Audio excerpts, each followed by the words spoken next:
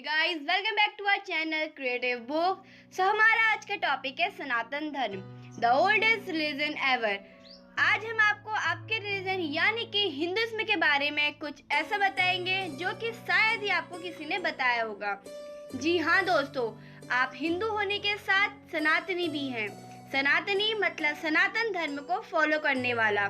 तो गाइस, क्या है ये सनातन धर्म, और अगर आप सनातनी हैं तो आप खुद को हिंदू क्यों बोलते हैं?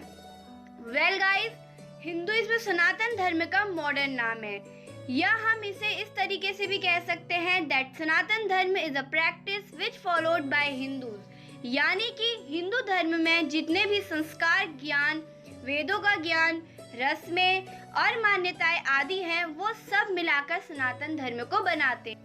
Origin of the word Hindu 6th century BCE में इंडस रिवर या फिर सिंधु नदी के आसपास रहने वाले लोगों को हिंदू बोला जाता था।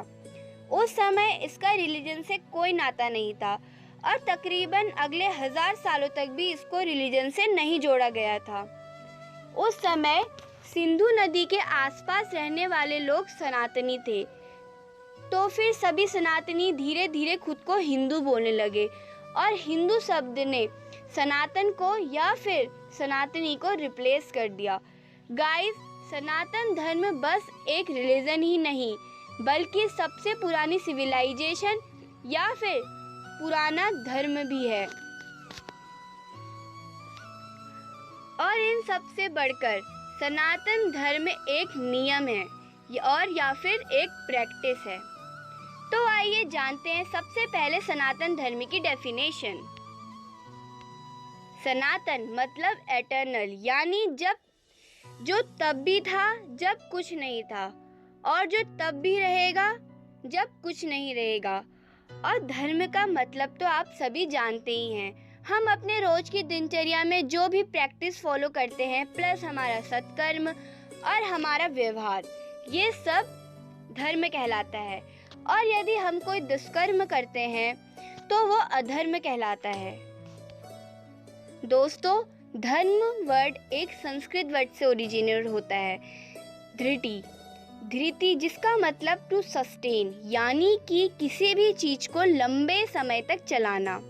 वेल, रिलीजन की आइडियोलॉजी फेथ यानी श्रद्धा है, और किसी इंसान की श्रद्धा बदल सकती है, लेकिन सनातन धर्म वो है जो कभी नहीं बदल सकता।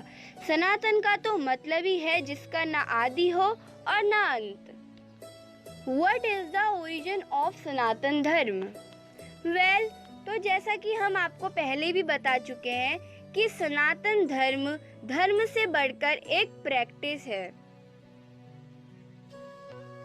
इस प्रैक्टिस का ज्ञान हमें हमारे वेदों से मिलता है।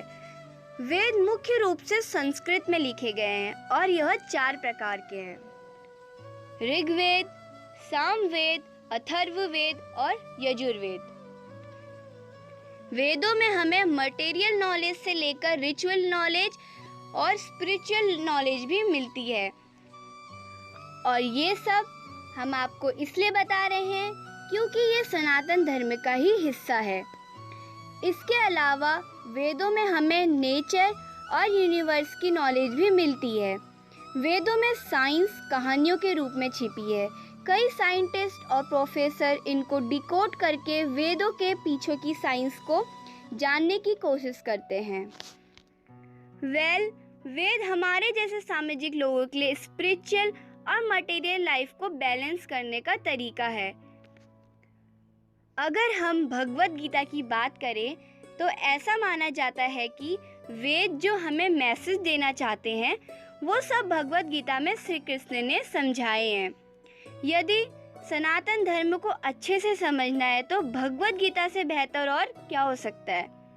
श्री कृष्ण के बारे में तो क्या ही कहें, वो तो खुद ही सनातन धर्म के ज्ञान का स्रोत है और स्वयं ही उसके रक्षक भी हैं। Eternal nature of living sustenance, another definition of Sanatan Dharma. किसी भी वस्तु का कभी ना बदलने वाला स्वभाव भी सनातन धर्म का हिस्सा है। जब भी कोई वस्तु जन्म लेती है तो उसके साथ उसका स्वभाव यानी कि नेचर भी जन्म लेता है। वस्तु समय और परिस्थिति के साथ नए स्वभाव को अपनाती है, लेकिन जिस स्वभाव के साथ वो जन्म लेती है वो स्वभाव कभी नहीं बदलता। हाँ, हो सकता है कि नए स्वभाव के पीछे वो कहीं छिप जाए, लेकिन वो वस्तु में हमेशा रहता ही है। उसे वस्तु से कभी अलग नहीं किया जा सकता। जैसे कि एग्जाम्पल के लिए हम मिट्टी को ले सकते हैं। मिट्टी को जब भी हम हाथों में लेते हैं तो खुरदरी लगती है।